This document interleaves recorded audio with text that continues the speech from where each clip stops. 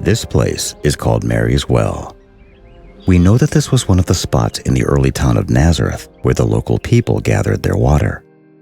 There are many vintage photographs of people drawing water from this well late in the 19th century, just like they used to do it for many centuries before that.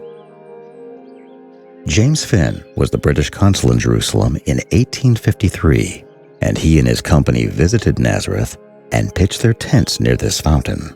He writes, and I quote, "The water at this spring was very deficient this summer season, yielding only a petty trickling to the anxious inhabitants.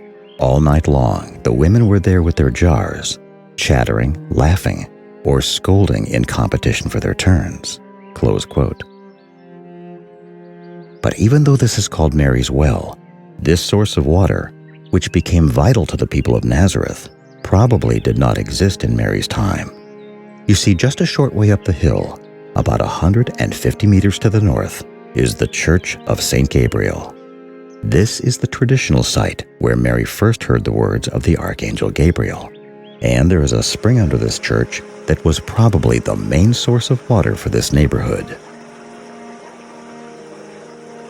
So why is there a fountain in this spot? Here is what probably happened. The Church of St. Gabriel was built sometime around the 5th century, although the earliest reference to it was by the French monk Arculf, who visited the site in 670 AD. The Church of St. Gabriel was built as a shrine to commemorate the Annunciation to Mary, but that created a problem. When the church was built, it covered up the spring where the townspeople gathered their water. So it is likely that during the Byzantine era, the water from this spring was diverted from the church to this fountain, so that the townspeople could have their shrine and they could have their water as well. So when the church was built, the Nazarenes migrated to this place to gather their water. This means that Mary's Well is not actually a well at all, but more like a spigot for the spring water that originates uphill. Now there is something else very interesting about this place. On the back side of this structure, where people nowadays throw their garbage, are Byzantine and likely Roman ruins of the ancient city of Nazareth. In fact, Earth-penetrating radar has already revealed a number of subterranean structures all over this area. Biblical commentaries written before the 21st century refer to Nazareth as being a small town.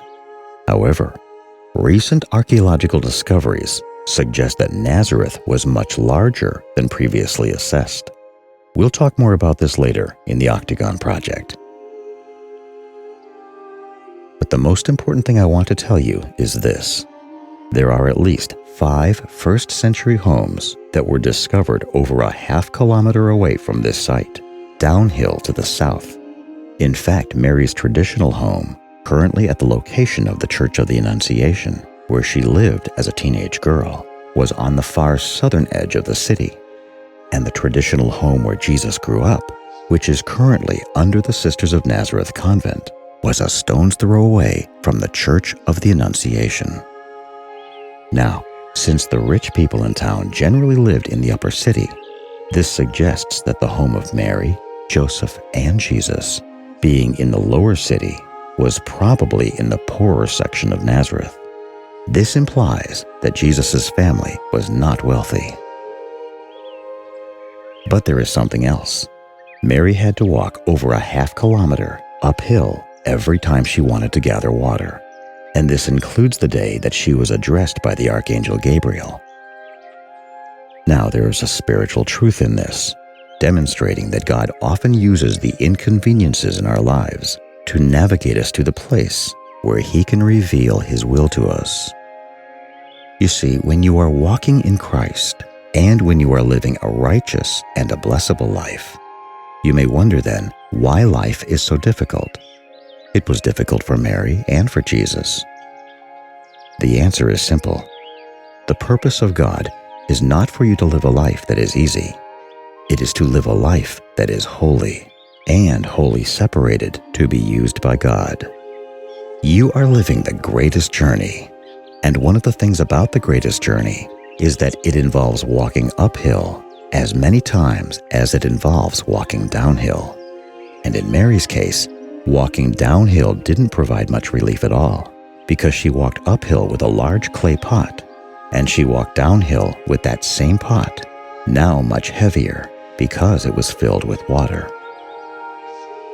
Life can be hard in both directions. The greatest journey isn't great because it's easy. It's great because of who you're traveling with, the one who navigates you through the inconveniences and hardships of life, for you to receive a fresh revelation of himself.